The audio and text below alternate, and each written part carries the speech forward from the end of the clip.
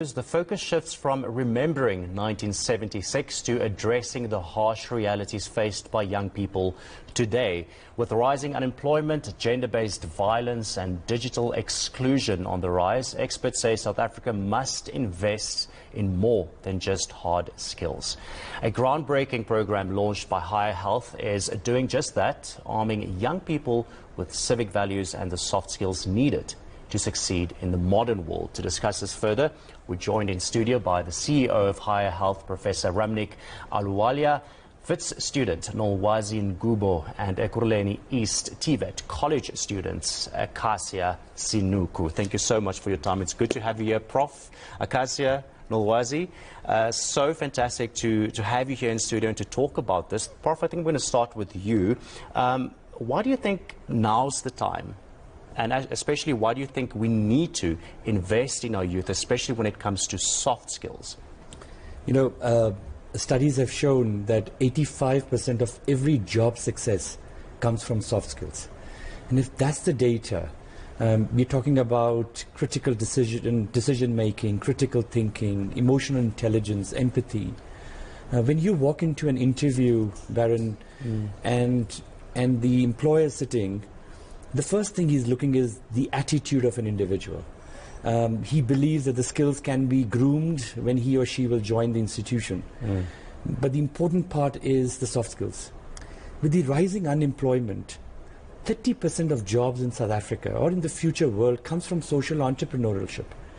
What are the qualifications for that? It's soft skills that have shown impact, that not only introduced early changes, marks, throughputs, but employability, and more importantly, we are entering into the job market with job success. So I think it's time that we start complementing soft skills with hard skills, start taking seriously the whole rush around building hard skills. Let's build an engineer, let's build a plumber. Where is the human in between? And I think if we first create a human, it changes the whole equation. And that's where digital literacy comes. Issues of gender-based violence, early understanding of mental health, civic responsibilities, time management, goal setting, conflict management. These things make a human first, and once you have a human, you have the attitude, and then you have everything what you've been wanting in this country. Yeah.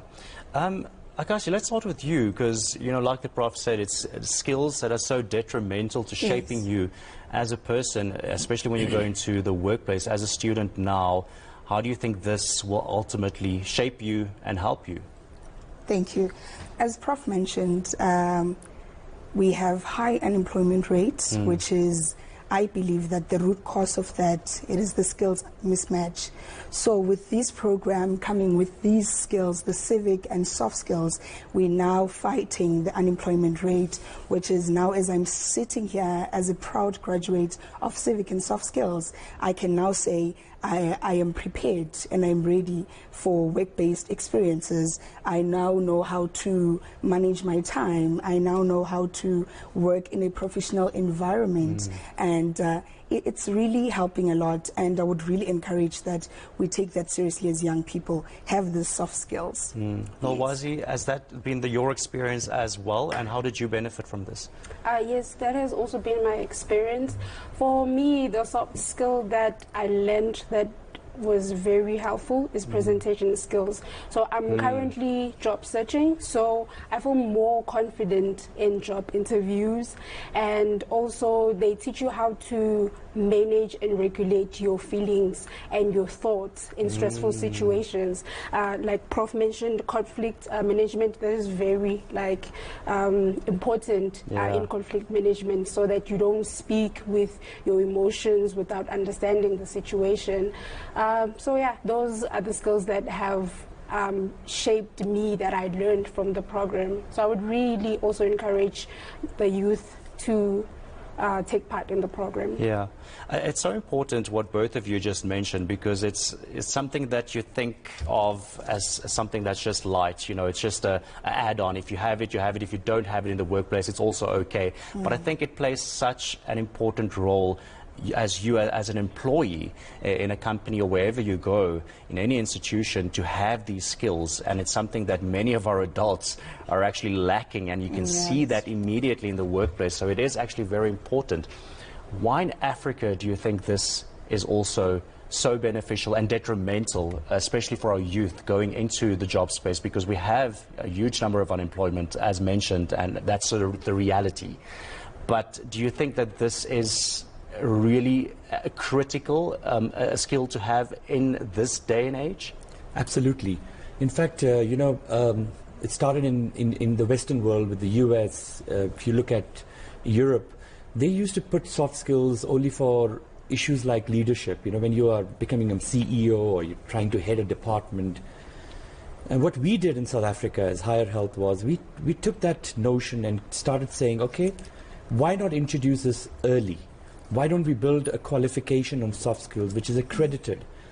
And as soon as we brought it to NQF level 1 learners, which is grade 9 onwards. So anybody who in South Africa is grade 9, in high school, in TVET colleges, in community colleges, not in education training, in universities, they come to Higher Health and get soft skills, a full qualification through QCTO and NQF level 5.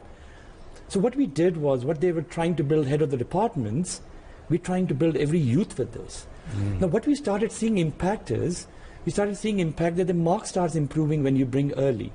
It helps the confidence levels, the resilience levels towards throughputs, employability, job market. So why we wait for a manager to start dreaming bigger? Why not we make our young people dream bigger from very young age and being more stronger? So I think building empathy, emotional intelligence, very young age goes very long. You introduce this much early, and I think that's the impact we're seeing. So with Acacia and Nolwazi, we've got another 6,000 South Africans in just last 5 months who've graduated. They're working with these NQF level 5s. Now we're going to be longitudinally following them every 3 months. Has it really changed their lives, changed their behavior? And I think that's why it's became the first in African continent. It's been introduced to the youth in African continent. That notion of it's only for the head of the department is wrong. Soft skills needs to be introduced much earlier, and it changes the human. So, what do you think, apart from what you've benefited from this program, how do you think it can now be incorporated? How do you see yourself in that environment now, after knowing what you know now and all the skills that, of course, you've gathered? How are you going to try and implement this? How do you think it's going to work for you in the actual workplace? Okay. So let me start with the part of implementing it. We have a module that focuses on financial literacy. So now, as I'm a student leader, I'm a SRC president at Ekurhuleni East TVET College. I have a small initiative program whereby I educate the students on how to manage, how to grow, and how to invest for the future using their allowances money from those bursaries they get, your NSFAs and etc. So we are actually teaching our students with the skills I've acquired from the Civic and Soft Skills. I am now handing it over to the students to say, now you should manage your money, now you should do this with your money, now this is how you should grow your money as well. We are supporting small entrepreneurs in our college space, in our high institution spaces. So with the skills I've acquired, I am looking forward to grow that initiative to be something huge, and also work with Higher Health here. And we are actually looking into the mental health, how your finances are affecting your mental health as well. Because if you have that money, you're stressed, oh my God, this is a huge amount of money, or this amount is small. So how am I going to navigate around that? Also with your gender-based violence, relating to your finances, which is we have that module as well, focusing on gender-based violence. So now I'm also the director of gender and disability provincially. Now I know how to navigate, I know how to deal, I know how to address gender-based violence challenges when I'm facing them. That's two very important things you just mentioned there, and yet again you don't think about how something like this can help the broader society, especially those students having to deal with money issues. You're coming right out of high school, you don't know how to deal with your money, and we forget that the SRC sometimes they have to play an important mentorship role here as well in helping those students. So this is exactly how you now can move it forward and of course help the next generation of students as well. So that's absolutely brilliant. You mentioned, Nolwazi, earlier that it helped you become a more confident person. And you mentioned, your presenting skills has better. I mean, I can even see the way you are, projecting and sitting and, addressing this whole interview is of course very respectful. So how do you think you're going to navigate the big world out there now? As you said, you are job hunting. Yes. Are you now more confident in getting to that next level in your career? Yes, I am, because they also teach us how to interact with people from different backgrounds, which is very important in the workplace, because there you meet people from different backgrounds, different situations.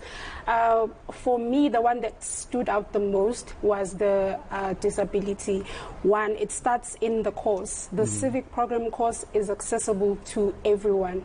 For instance, they have videos that are narrated in sign language, so you can read your content, you can listen to your content, and then you can watch it get narrated so to you. So it's accessible to everyone, basically. Yes, it's accessible and inclusive, and also you can download that content. So even if you are a student that's staying on campus, off campus I mean, and then you only get Wi-Fi access on campus, then you can still continue with the course even you're offline. Yeah. So as to how it's also going to help me in the broader world, I'm part of the CCDU peer educator program. So in that program, we interact with our peers who are going through life. And like you also mentioned earlier, and both of you as well, the mental part of this is also so crucial, especially going into the workplace, because we forget about mental health. So this is, of course, also a way where you can work on yourself as an individual. Yes, so it doesn't only help personally, it also helps the way you interact with other people and also professionally, because mental health is also important in the workspace. Yeah, 100%. Yes. Very lastly, very shortly from you, Prof, I want to talk about the ethics of AI and, of course, digital literacy as well. And maybe even something like climate change. Is this also incorporated within the skills program? So we've got 9 modules. Once you enroll into the soft skills program, you can do it very quickly. If it's all interactive curriculum. The first module is civic education. You'd learn about your constitution, you learn about patriotism, about human ethics, rights. Module 2 is about gender. Module 3 is about mental health. Module 4 is about disability and how to live with people living with disability, or if you have disability, what your rights are. Comprehensive sexuality education and physical health. Drugs, alcohol, addiction, abuse, the 6th module. The 7th module is climate change. Everything about green economy, blue economy, hydrogen economy, climate with environment. But the most important module that we introduced was African indigenous climate change. We were far more earlier than the global world, but the world doesn't recognize us. Financial literacy, as she said. But the 9th one is ethics of AI and digital literacy. This is it's a blended program. It happens on computer labs all over the country. Even if you go to a village in Bizana, you go to a township in Zwalicha, you will have a higher health computer labs. Students if you want to build digital South Africans, we need to teach this digitally. So I think that's why the beauty of this is grade 9 onwards, completely digital, learn ethics of AI and build a South Africa. Thank you so much for your time, Prof. Nolwazi, Acacia, thank you so much. It was a pleasure to have you here in studio and to share with us this program and also what you've learned from it. Thank you so much for your time. That was Professor Ramneek Ahluwalia, Nolwazi Ngubo and Acacia Sinuku.